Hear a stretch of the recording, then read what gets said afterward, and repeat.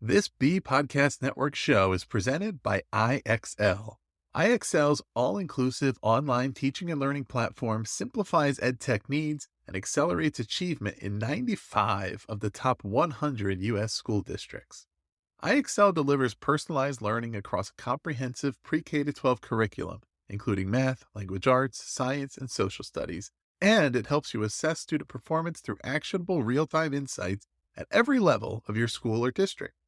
This one solution performs work that typically requires dozens of different tools. Want to find out why so many leading districts trust IXL?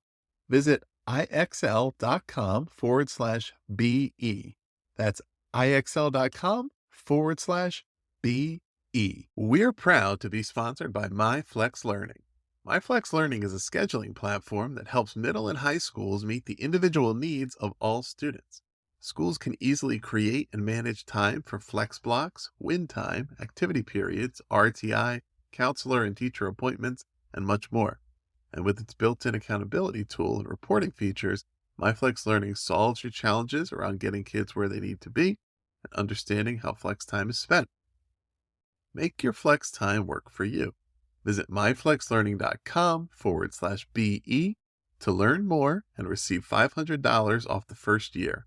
That's myflexlearning.com/BE.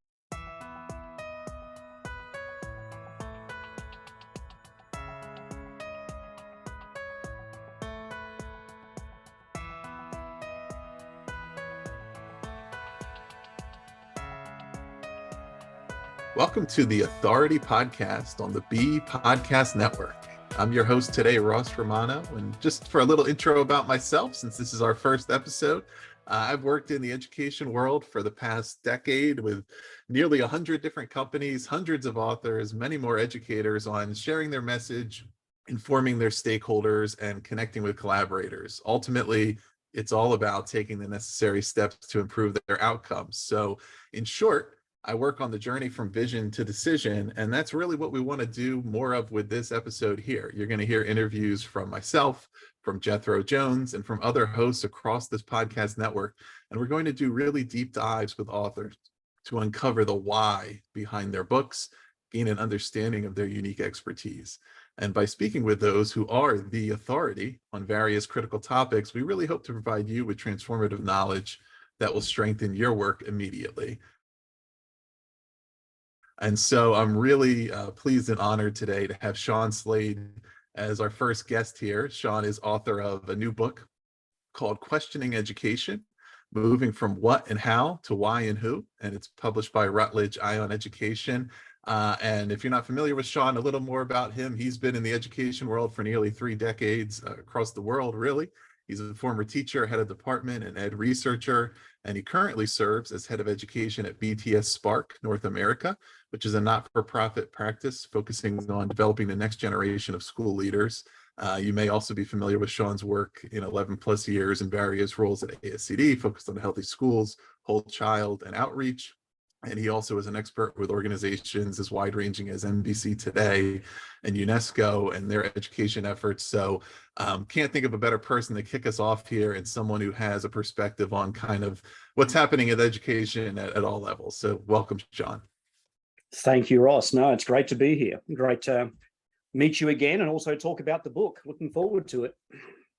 Yeah, and to the title of the book, Questioning Education, and kind of the premise largely of a lot of the discussion we're having in the field about we really need to question everything that we're doing, right? It's the only way to kind of critically stress test our processes and say, well, we've been doing this way. Why? And should we still be? I kind of want to start off with one question that is based on what you've been evaluating recently and some of the changes that are hopefully underway. But what's one assumption about schools right now that not only needs to be questioned, but that is probably false at this point, and who holds it? For example, not too long ago, an assumption about schools is that school is a noun, right? A school is a building, it has classrooms, there's teachers, there's students. Well, now that's no longer the case, right? And that assumption was probably held well past the point where it should not have been the case anymore. Yeah. But certainly now we all know, okay, that school is what happens. It's education, it's schooling, right? It's a verb.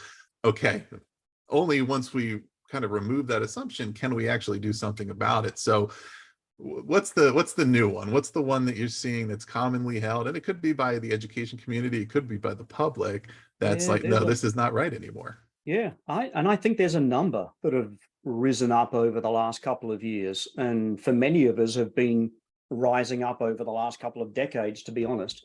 I think the biggest one, and the reason why I wrote the book as well, is basically an assumption or a false assumption on what education is for, the purpose of education. Because and that's really, the reason behind the book. And what we're seeing, especially in the US right at this moment, more with politicians, but also with parents and families and communities, is this assumption, which I personally think is antiquated, that education is there to accrue facts and figures. So it's all about getting content. And so you're seeing pushback from people if they're looking at the context of why something is being learnt, the climate and the culture of the students being taught, and even, some of the books being read. If we take the assumption that I do, that education is there to help develop the whole person to their potential and get them ready for life and society, that's more than year 8 algebra. That's more than passing a year 10 language arts test. That's more than, facts and figures. There are skills, you might want to call them 21st century skills. You may want to call them soft skills. You may want to call them social emotional learning, but there are skills and mindsets and behaviors that students need to learn in order to be successful. Another one I would tap into, and you mentioned this one as well, is the idea that school is a static entity that you go into at 8 in the morning, or in some cases in this country at 7 in the morning, and then you leave at 3. And that's where the learning takes place, where it's compartmentalized, where it's divided up into subject areas, where you don't get this cross-curricular infusion. You don't get bigger goals and purposes. What we've seen over the last couple of years out of the pandemic is this understanding that learning takes place beyond the physical school building, that it takes place beyond the 7 or 8 a.m. in the morning and the 3 p.m. in the afternoon. That learning should and does take place in multiple formats, in multiple jurisdictions, and it also should continue when you leave high school, when you leave college or university. So we're changing some of these assumptions on, what education is. And the last one, because I think these three fit together as well, around the questioning the purpose of education. And because once you question the purpose, then how you do it is going to become different. And the third one is this idea that has been around for at least 20 years, that the teacher should be this guide on the side. This teacher should be this pedagogical assistant or leader that can help curate curriculum and craft learning journeys for their students, as opposed to this person being the walking encyclopedia that can therefore just, spit out facts and figures. Now, that's not to say that there's not in all of these three discussions, that's not to say it's binary, it's one or the other. Yes, there are some things that facts and figures that will need to be taught in order for the student to have a logical conversation, debate, to be creative and be innovative. There are also some skills that they will need in order to go to the next step. So it's not always binary, just as the school can also continue to act as a hub of learning, but it doesn't mean it's only taking place there. And lastly, with that sage on the stage versus guide on the side, that doesn't mean that the guide on the side does not have expertise in a certain area, but they probably need to have as much expertise in being that facilitator, that curriculum creator, and that learning journey developer. So I think we're seeing a change in education from it being somewhat static, somewhat one-dimensional, somewhat siloed, and there's a broader understanding and a broader conversation taking place saying, no, education is there to prepare people for the future. What do they need in the future? Let's start to craft that and be a little bit more purposeful and meaningful. Yeah, and certainly along those lines, I think part of the challenge of understanding what makes a great teacher is needing to understand the difference between do we emphasize what someone knows versus what they know how to do. And we talk about that a lot with students and the way we need to evolve instruction, but we don't talk about it as much with teachers, right? But there is that risk of trusting, I think, processes over people, of trying to standardize teaching the same way so many other things in education become standardized. And it's like, makes me think of the difference between showing somebody, say, a Bob Ross video and they learn how to replicate the steps of painting, versus trusting that somebody's expertise is they are an artist, they are Michelangelo. And if we give them a paintbrush and give them time, resources, what they need, they will make beautiful art in the classroom. And part of the reason that it's kind of resonating with me right now is to this point of there's two reasons. One of which is something that certainly is mentioned more specifically in the book around if education is meant to prepare students for the future, but education itself is kind of stuck behind in the past. How do those two things align? And another is that we're dealing with a teacher shortage in the country, largely driven by we're not graduating new teachers into profession. People in our universities are not majoring in that. They're not going into it. So one, are there certain things about the way the profession is constructed that are not making it attractive to a new generation that wants to be creative and wants to try new things and wants, to do meaningful work? And two, are we emphasizing the wrong things? For example, I don't know if this is the case, but is there an overemphasis on research-based practices at the expense of all else? Research-based by nature takes a longer time to prove that it works. By the time we prove that we know definitely how to teach one thing, what's happening in industry is 5 steps ahead, because the economy moves fast. So how do we kind of find the right balance of saying, all right, we need to kind of move with that, and we also need to have people want to be in this profession and want to kind of do some good work here? Yeah, well, let's tackle the first one you mentioned, which is lack of interest or growing lack of interest in the profession. And there was a great article by Michael Fullen and a co-author in EdWeek this week, which is, I'm paraphrasing because I don't have the article in front of me, but it's asking who has abandoned who in education. And the fact is that we're not seeing in education a lack of qualified people. We're seeing an increase in people who are becoming disillusioned by education. And part of that is the rancor that they're encountering in the public sphere.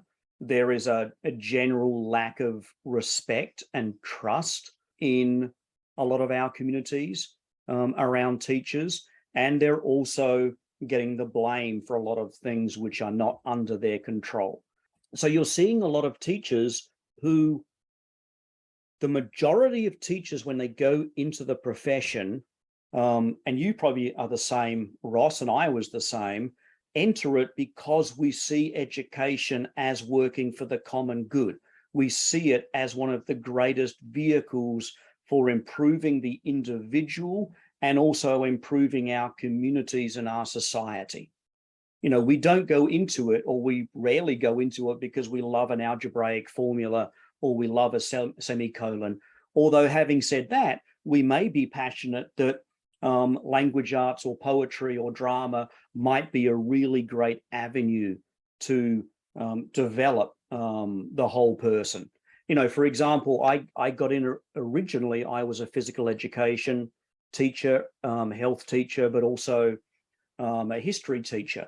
And I saw both of those subject areas as really important, not so much in developing the skills of how you bounce the ball. That's nice and allows you to go and collaborate and stay active and stay fit.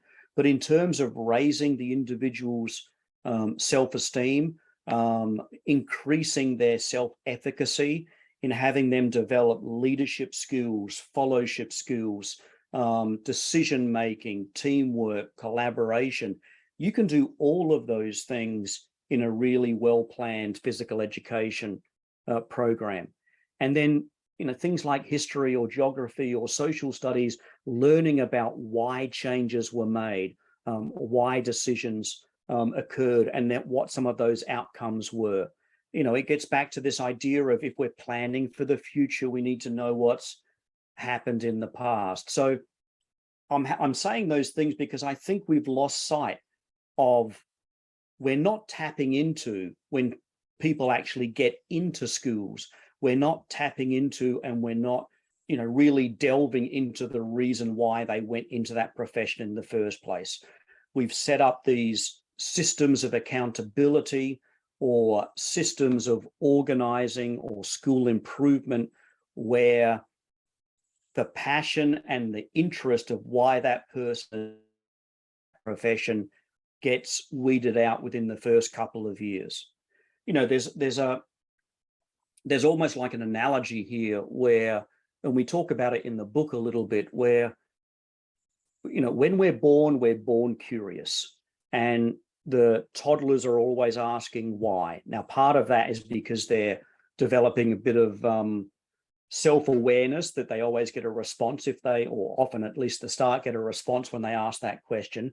But we're also just innately curious individuals when we're young. We're out there looking in the garden and we're discovering things. We're looking at plants, we're looking at insects, we're looking at nature. We are curious. And then as we enter school, that curiosity gets almost driven out of us because of the, you know, the formulaic process of education. Similarly, there's an analogy there with teachers who go into the profession. They want to do the common good. They want to try and raise the potential of individuals. They want to tap into the curiosity and the love and the passion of their students. And they too go into this system where that really gets watered down, if not decimated, within a couple of years. And it's only the ones that are able to stick around maybe 5 or 10 years and increase their own level of agency or authority or jurisdiction, that are actually able to craft the way they teach to tap back into that passion, but also abiding by, you know, some of those systems. There was a last little thing, and then I'll stop nattering on.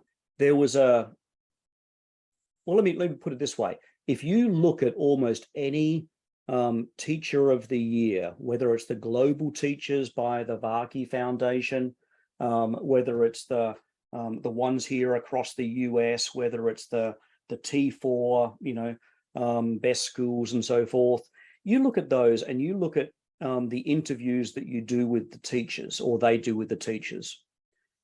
every teacher that wins those awards are not the ones that follow the static, this is the benchmark, this is what I do. We are now on page 43 on lesson 5 of this unit.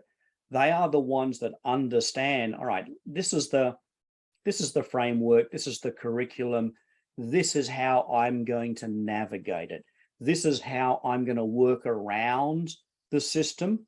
So not breaking any rules, but knowing that if they are going to be great teachers, they're going to have to work around those parameters. It would be really nice if we actually set up parameters and frameworks in education that didn't force people to work outside the system, but actually allowed them to harness and craft the passion that students have in learning and that teachers have in teaching and in nurturing that passion. You know, we've developed a system which unfortunately tends to work against passion and interest. Yeah, I think that the passion and the enjoyment is, it's something, again, we talk about it certainly with students and wanting to instill that in them. And yet I think it's maybe often overlooked the role that teachers' passion will have in students' passion. So we obviously think a lot about, okay, if there's under-resourced schools or schools that are suffering from a lot of teacher turnover and they have inexperienced teachers who aren't masters of the craft yet, right, that is academically detrimental. But what we don't talk as much about is if you really love what you're doing, it rubs off on other people, right? If it's your birthday and the morning of your birthday, your brother sends you a gift card via email because he completely forgot it's your birthday and it's just an obligation. You're like, okay, thank you. But if your Is this from child, personal experience, Ross? Are you divulging something here? we've all been that person. But if your child, on the other hand, makes you a card herself, and it's objectively not the greatest looking card, but that she really loved making it for you and she did it, you really love that thing, right? If you and I was thinking about it recently because I was just thinking about, okay, when I was in school not that long ago, I'm encouraged that we're having these conversations now, because even when I was in school, it never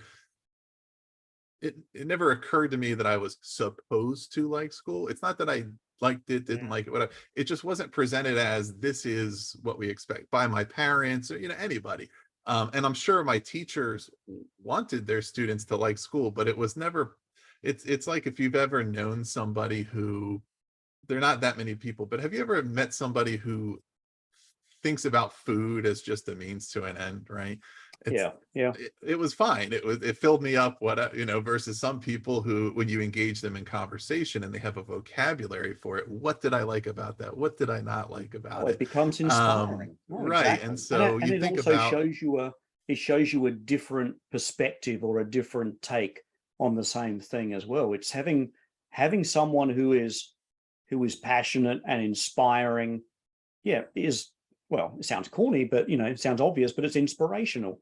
But those people also need to, it's not just being a good motivational speaker, it's actually the skill of inspiring or showing passion with your students comes down to knowing who they are and knowing who they are as people as well. And then you can make those personal connections, because what's going to be inspiring or passionate for one student or one group of students, it may well be a different context for another. So it's right. Yeah. And when I think about, okay, the teachers whose classes I really enjoyed, first thought is, okay, well, it's because they made that a priority. Then you think about it more, it's because they were really enjoying what they were teaching, right? They were creative, they were having a good time. And so if as a system we are tamping down on teachers' creativity, what we're really doing is preventing students from enjoying learning, because if you're learning from somebody who is not having a good time with what they're doing, why should you like that, right? Yeah. So it's so critical, right? It's about more than just the small picture. Before we move on, let's hear from our sponsors. Big part of this book obviously is the why of education. And I know that two of the folks that you said were inspirational in a lot of your thinking around this are Sir Ken Robinson and Simon Sinek. Sir Ken is probably relatively familiar to a lot of our listeners.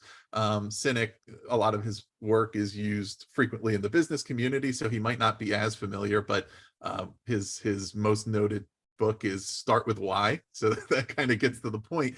One of the reasons why, it's so important that you're getting to this in my eyes is that, in the business world, right, if you're starting a new business, it's understood that you have to figure out why you're doing it. What are we doing? What's it for? What's in education? We should be doing that. But often, is it kind of taken for granted, the why, versus what you're obviously doing in the book to say, well, we actually need to ask that question. Yeah. And I suppose one reason why I put the book out there was that, and this my thinking around it is that I see so many of the discussions that are occurring in education are coming from a different understanding about what the purpose of education is. Even if, let's take one end of the spectrum, which is, if you believe that education is only about learning content and facts, if it's only about the 3 R's, if it's only about being proficient or doing better on those standardized tests, then you could actually argue the point that, yeah, teaching to the test makes sense. Having people who are extremely knowledgeable about the facts and the figures and less skilled at pedagogy probably makes sense. That probably, if all you care about is the test scores in 3 or 4 subject areas and the SATs, then yeah, let's cut out some of this extra, fluff like music or arts or drama or critical thinking or anything else. If your premise or understanding, either because that's what you believe or that's what you have been led to assume is the purpose of education, then everything else that you're probably supporting and advocating for probably makes sense. I and a lot of other people have that different view of education, that it's there to prepare the person for the future. It's there to get them to fulfill their potential. It's there so when they walk out of high school or college, that they know who they are, they know what they're skilled at, they know what they might need more help with. They're still curious, they're still learning, but they're ready. And so if you take that premise, it's almost like the portrait of a graduate that, a number of organizations do. It's like, let's work out what we want this individual to be like at the end of schooling, and then let's plan what the steps and processes should be to get there. And it's not going to be around only content and facts and figures. It's not going to be holding up the 3 R's as the only structure. It's not going to be standardized test. It's going to be showing a breadth of learning, showing different facets of what the individual needs to be skilled in, which includes being socially, emotionally aware, which includes the ability to think critically, which includes decision-making, teamwork, communication, problem solving, developing your own sense of agency. So those things are all just critical. And then we start to plan it in. I used to, I've not done this for a couple of years now, but I used to, when I did keynotes, I would ask the audience, imagine the child at 25. And I would say, and we had it on like a poll everywhere so people could, text up their answers. And I would say, all right, describe in a word or two some of those behaviors or skills or attributes that you want either your child or someone that you know or someone that you teach to have at the age of 25, which is, let's say, theoretically, after formal schooling and post-secondary. And the answers, no matter where I went, whether it was New York or Wisconsin or LA or down south as well, or even overseas, were 90% exactly the same. They would say happy, healthy, prepared for the future, empathetic, team player, understanding, caring, compassionate, able to make decisions, to problem solve, employable, trustworthy, all of these things. And so the next question we would ask is, all right, if this is what we want our kids to be like, at the age of 25, then what the hell are we doing in our schools to help them get there? Because to be honest, we're in much of our system in schooling, we're doing not doing that, we're sometimes doing the opposite. We're sometimes making them not lifelong learners, not knowing how to collaborate with others, increasing their levels of anxiety, increasing their levels of mental health, stress, and trauma. As you were saying before, continuing this false assumption that education and school should be boring and should not be engaging. So we're not only in our current system ignoring what we're trying to get to, in some regards, we're actually doing the opposite and working against it. So the book, from my hope, is the book gets people to not try and tinker around the middle of how we're doing things in schools, but my hope is that people go back to the formative question of, why do we have an education system and what do we want our kids to get out of it?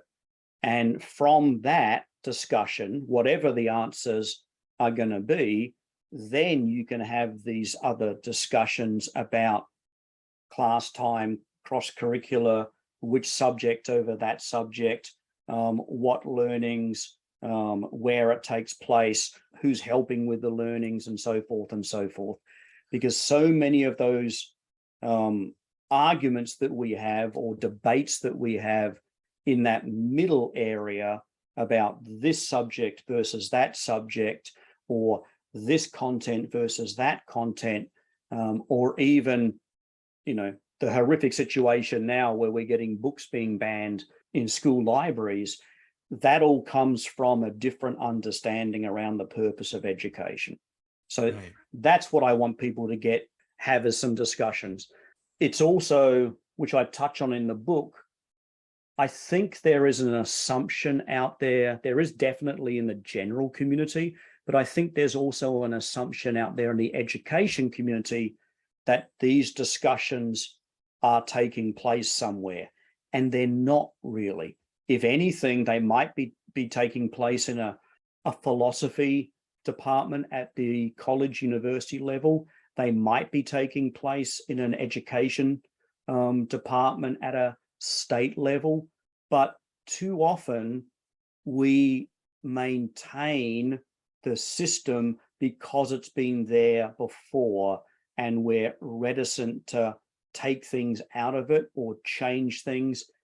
And we continue on this, along these train tracks of, well, this is the way it's been done, and so we're going to keep doing it because this is the way it's been done. And I just love to really restart that conversation around why.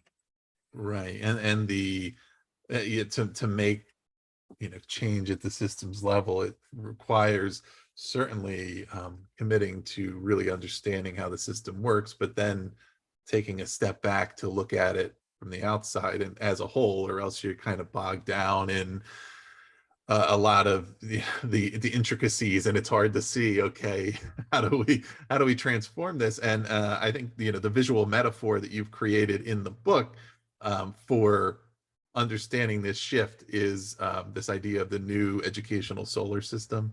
And you are proposing that the solar system, of course, be built to revolve around why in the center. How is that different from how it is now, right? Because Yeah. you lay that out too. This is kind of what it has looked like traditionally. This is where we need to be, and essentially, the thing that we need to keep referencing and all of our thoughts and decisions need to revolve around has been the wrong question. Yeah, it's the way that I see it, and I think the way that many people see education at the moment. Currently, it has the content as the driver. Content is king, and so if I was, or actually I do in the book have illustrations of the current solar system where you have the what being the central planet, and then after that there is the how, the skills that you're learning. And that's then followed, if you take this analogy, you then have these planets which go out further and further of the when, the where, the who, and then, to be honest, the why currently is almost the last planet out there. We very often at the moment start with, well, we have to have this content and we have to have this skill. And then once we determine that, then we try and craft it into the time and the context, and the where it's being taught, in terms of, all right, who are these students? How can we modify this content to make it a little bit more applicable? And then we look at the who the person is learning, both in terms of who they are, but also where they're learning it and what they're learning out of it. And at the very end, we try and justify, very often, well, why is this important? Why is this crucial? And sometimes we try and shoehorn those things into the conversation. When was the last time a teacher was asked, why are we learning this? Probably happened, well, there are schools which are open right now, so it's probably happening at this very moment. Asking why we're learning this should be an easy answer, as opposed to, well, we're being told, or it's on the test, or you'll thank me for it in 20 years, when probably what we're learning has been obsolete for the last 18 years. That shouldn't be a question. What I'm proposing is, the flip of that solar system. And so you start with the why of curiosity, but also with a question of, why are we learning this? What do we want the child to be like at the end of schooling? And so there is a reason why you're teaching something. But then the secondary planet really should be the who, because what we're doing in schools is we're trying to have the individual understand who they are, but also who they can become. And then we're also asking the collective, all right, who are we, and who do we want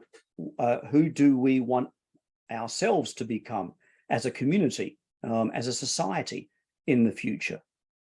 Some of these things are being discussed and planned out, and they should be. And then once you understand, you tap into curiosity, you understand why you're teaching something, and the students understand why they're learning it. You're understanding that you're trying to draw out the potential of the individual, who they are, the collective, who we are. Then you start to, look at when it's being taught in terms of time frame, but also where it's being taught in terms of location and context. And then after you've gone through that, then you can start to select what are the skills and what are the content that needs to be taught and developed.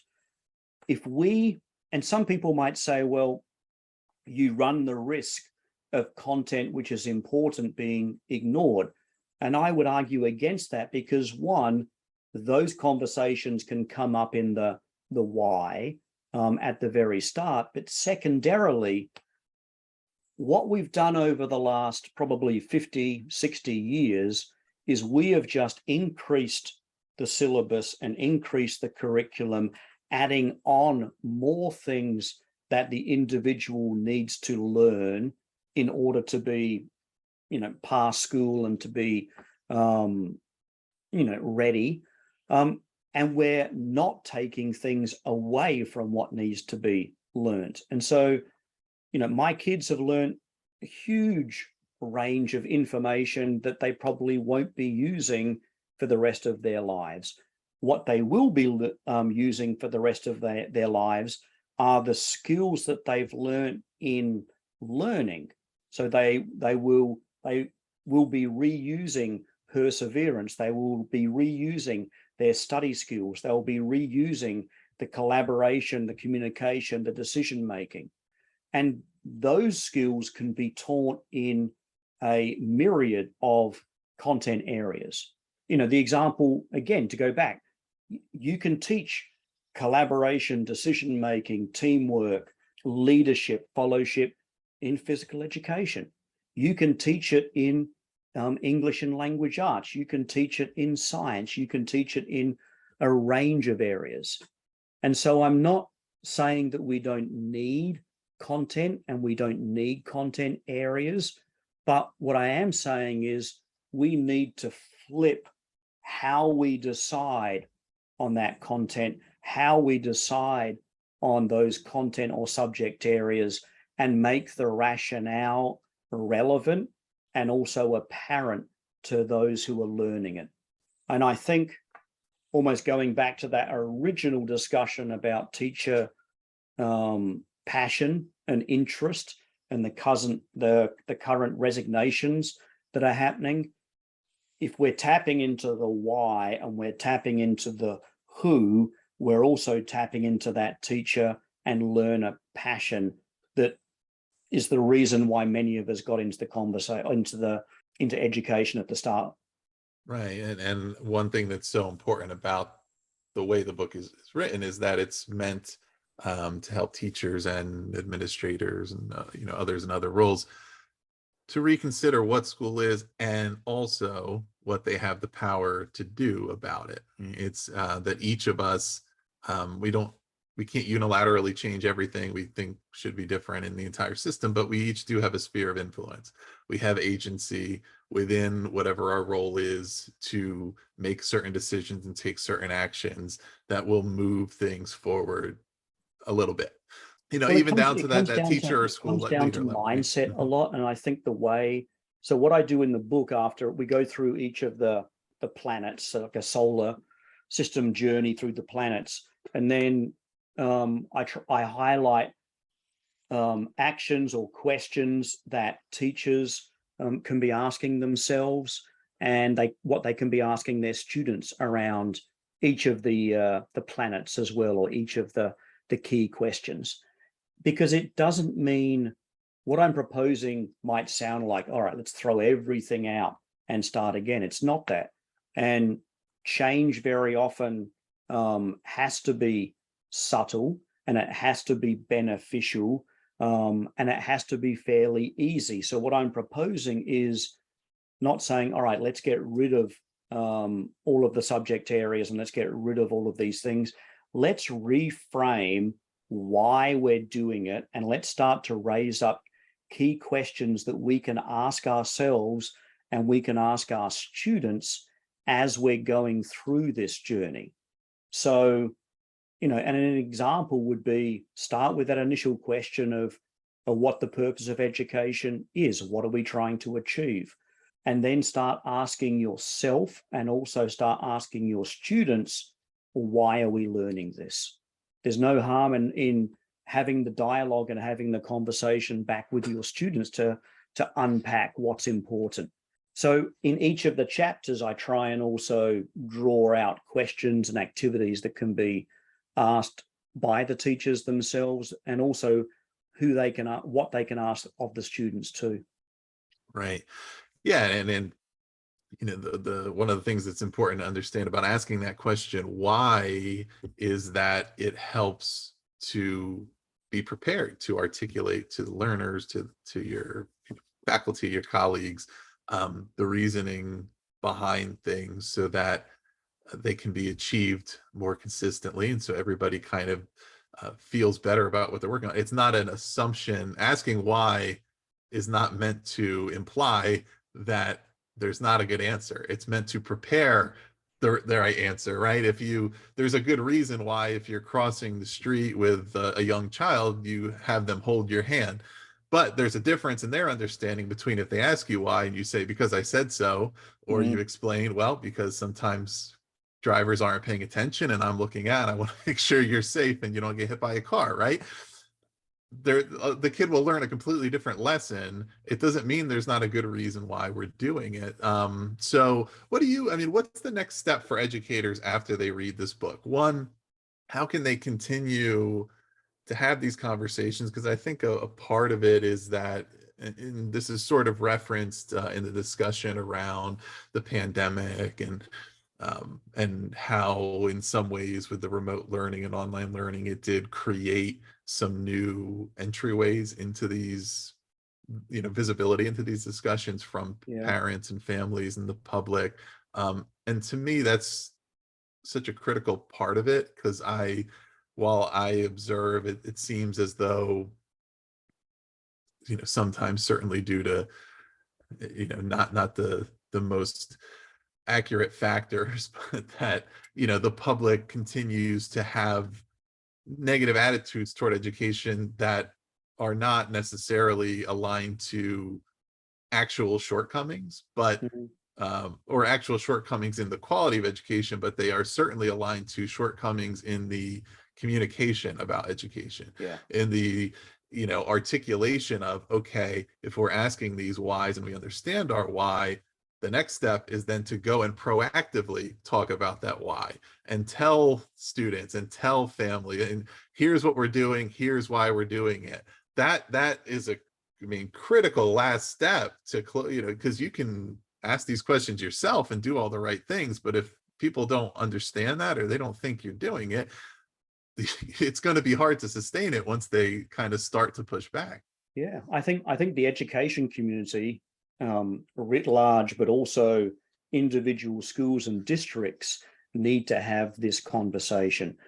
We need to get our answer around what our why is solidified. Doesn't mean it has to be exactly the same everywhere, but we have to have these conversations so that we know when we're confronted with, parents and families who are looking to ban books or question why we're doing some certain things in a school, we have a legitimate and thought through response to why we're doing this and what we're hoping to achieve.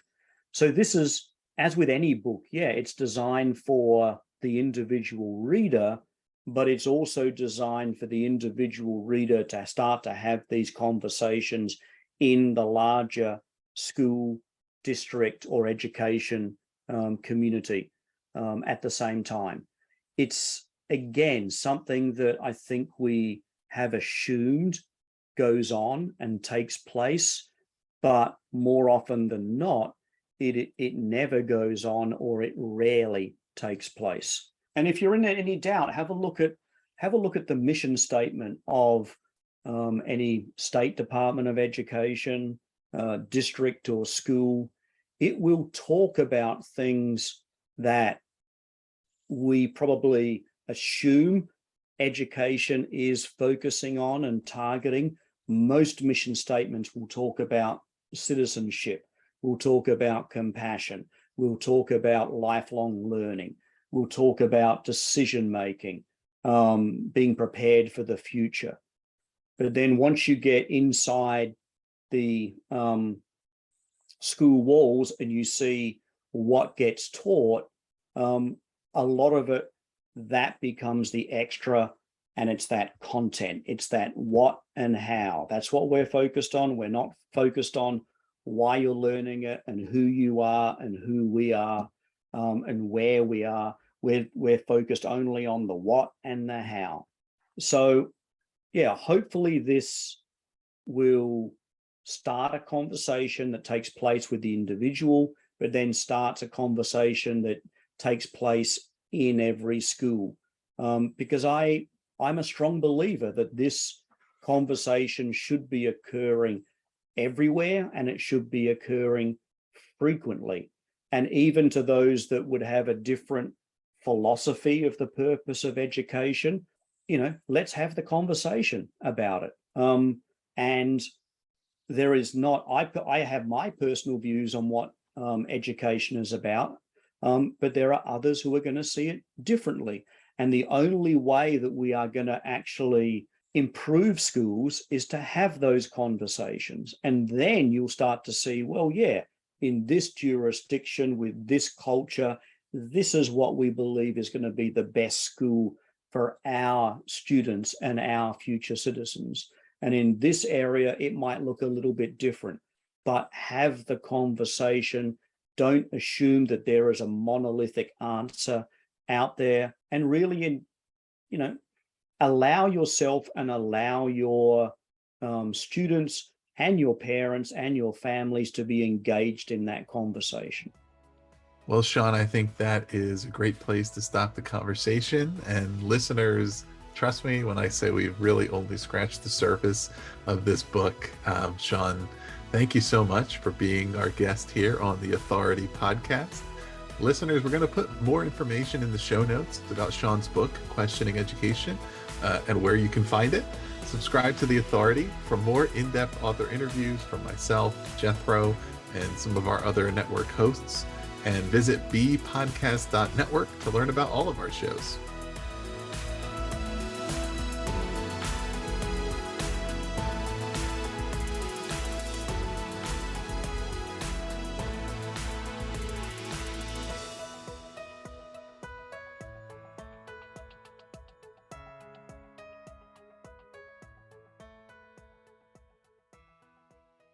Do you want to simplify your school's technology, save teachers time, and improve students' performance on state assessments?